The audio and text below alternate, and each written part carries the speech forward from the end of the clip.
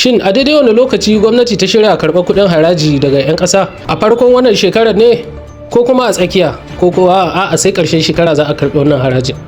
Ku biyo mu a cikin wannan bidiyon domin jin ainihin cikakken bayani. Waɗannan bayanan sun nuna lokutan da ake biya ko ake miƙa haraji daban-daban. Idan aka bi waɗannan lokutan to za a gujewa tara ko hukunci daga gwamnati. Amma idan aka bijirewa waɗannan lokuta to gwamnati na iya saka tara ko wani hukunci akan 'yan ƙasa. Ranar 1 ga watan Disamba na kowace shekara rana ce da aka ware domin tunatarwa game da al'amuran haraji. Sai kuma ranar 6 ga watan Disamba na ƙarshen kowace shekara ita ma rana ce da ta shafi tunatarwa akan harajin VAT, wato value added tax. Waɗannan ranakun na tunatarwa ne kawai. Ku biyo mu domin jin ranakun da za a biya kowane haraji. Bayanin lokutan haraji a sauƙaƙe. Haraji na farko shine harajin kamfani, wato company income tax CIT.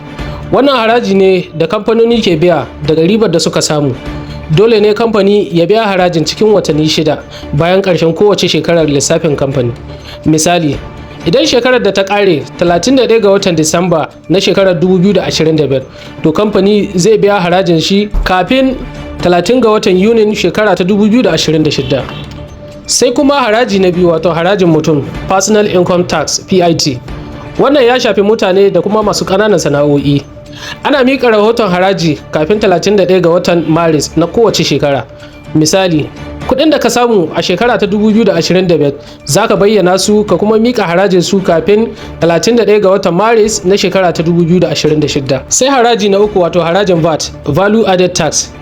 Value added tax haraji ne da ake ɗorawa kaya da kuma ayyuka. Dole ne a biya wannan harajin kafin ranar 21 na watan da ya biyo bayan watan da aka yi ciniki. Misali, VAT na watan Janairu a biya shi kafin 21 ga watan Fabrairu.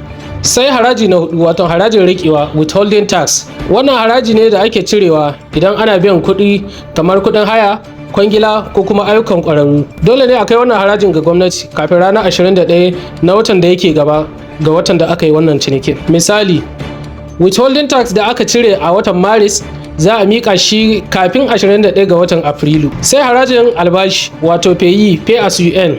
Wannan haraji ne da ake cirewa daga albashin ma'aikata. Dole ne a biya shi kafin ranar 10 ga watan da ya biyo baya. Misali, harajin albashin watan Afrilu za a biya shi kafin 10 ga watan Mayu. Sai haraji na 6, wato harajin man fetur, petroleum profit tax PPT. Wannan ya shafi kamfanonin mai da gas.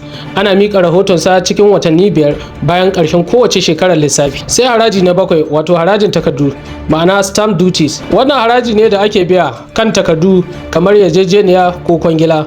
Dole ne a biya shi cikin kwanaki 30 bayan sa hannu akan takardun. Waɗannan su ne jerin lokutan da gwamnati ta shirya karɓar sabon tsarin haraji ga kowane rukunin 'yan ƙasa. Mun samu waɗannan bayanan ne daga sabon shafin ma'aikatar tattara haraji ta ƙasa, wato Nigerian Revenue Services.